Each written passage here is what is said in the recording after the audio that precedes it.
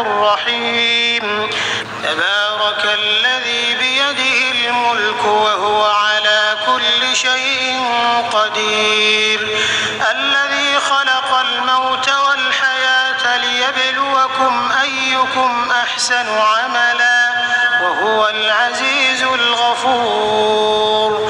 الذي خلق 7 سماوات طباقا ما ترى في خلق الرحمن من تفاوت فارجع البصر هل ترى من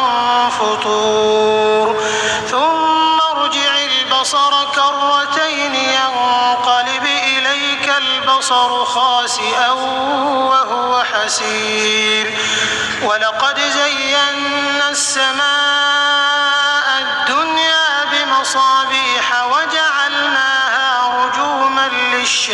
للشياطين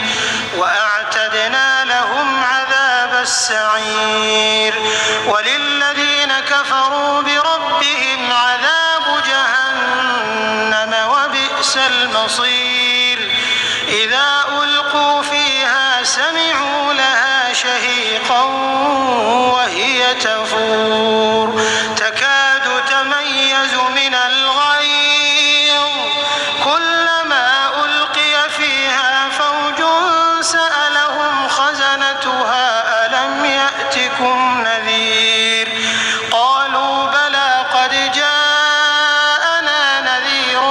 فكذبنا وقلنا ما نزل الله من شيء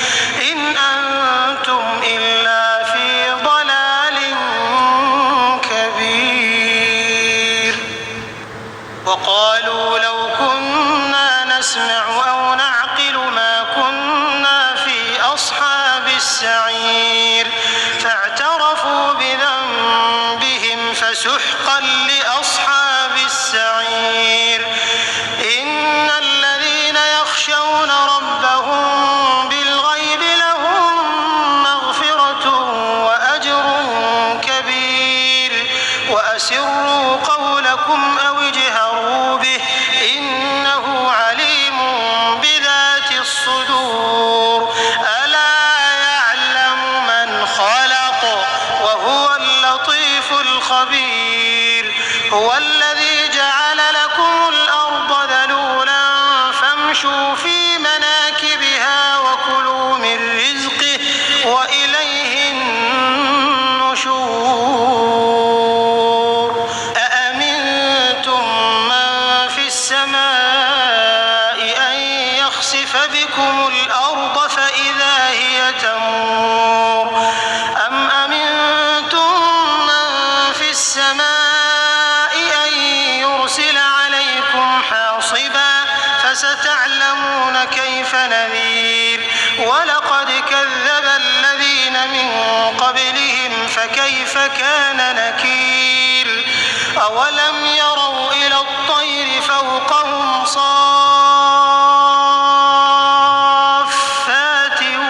ويقبضن ما يمسكهن إلا الرحمن إنه بكل شيء بصير أمن هذا الذي هو جند لكم ينصركم من دون الرحمن إن الكافرون إلا في غرور أمن هذا الذي يرزقكم إن أمسك رزقه بل لجوا في عتو ونفور أفمن يمشي مكبا على وجهه أهدى أمن يمشي سويا على صراط مستقيم